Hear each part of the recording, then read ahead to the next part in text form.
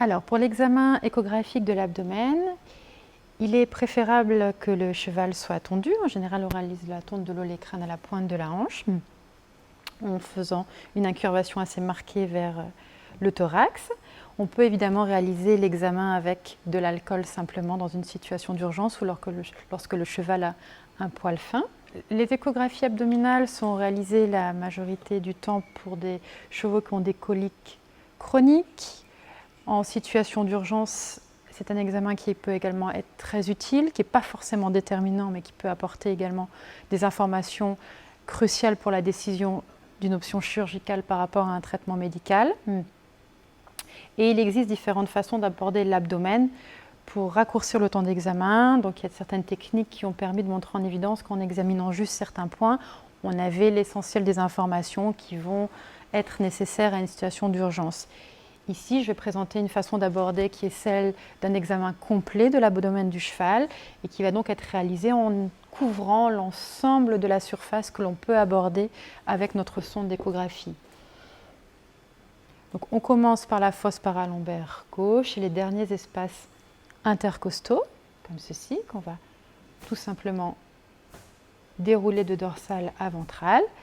Donc, dans cette fenêtre échographique, on va pouvoir observer la rate, qui est un organe de grande taille, qui va couvrir la majorité donc, de l'espace du flanc gauche. Donc, c'est le premier organe qu'on observe sous la paroi abdominale sur notre image.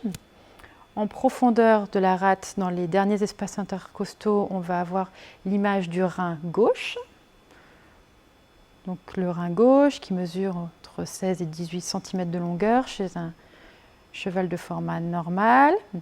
On voit que l'échogenicité du cortex rénal est inférieure à celui de la rate, que la délimitation cortico-médulaire doit être bien marquée, comme c'est le cas sur ce cheval.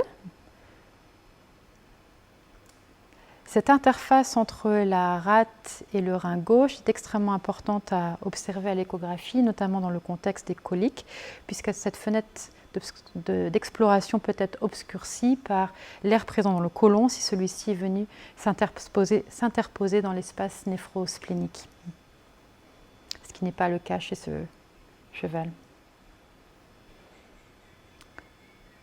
Donc je continue mon examen.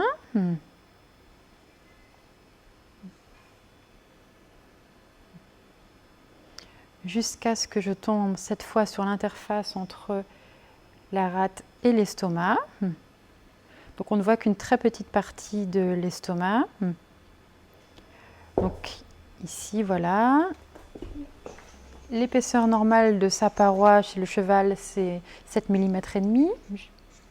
On le voit sur environ 3 espaces intercostaux. Donc c'est très important d'apprécier lors de l'examen échographique son degré de distension. Est-ce qu'il va avoir un aspect anormalement rond? Est-ce que je vais pouvoir l'observer sur plus d'espaces intercostaux, 5 ou plus, qui signerait une dilatation anormale de l'organe, qui est très très importante à détecter, puisque le cheval ne pouvant pas vomir, il faudra vidanger l'estomac. Je continue mon examen et je vais tomber sur l'interface entre la rate et le foie.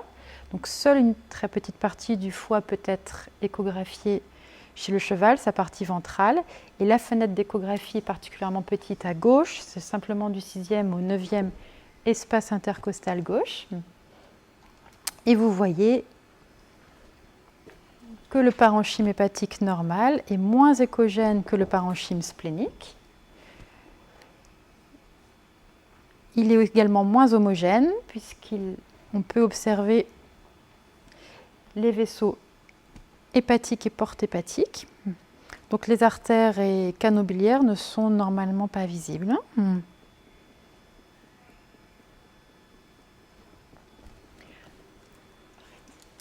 Je vais terminer l'examen de la région gauche par la partie déclive ventrale.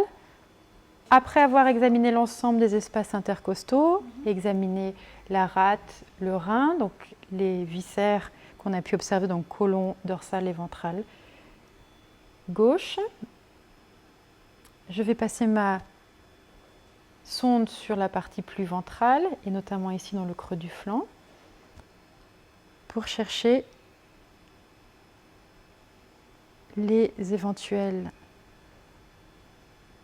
anses d'intestin grêle qui, si elles sont normales, vont être peu visibles et qui, si elles sont dilatées par du liquide, vont venir se poser sur la partie ventrale de l'abdomen et seront d'autant plus faciles à échographier. Donc vous voyez ici des anses d'intestin grêle, donc logées entre différentes portions de côlon, bien mobiles et non dilatées. L'épaisseur normale de la paroi doit être inférieure à 3 mm.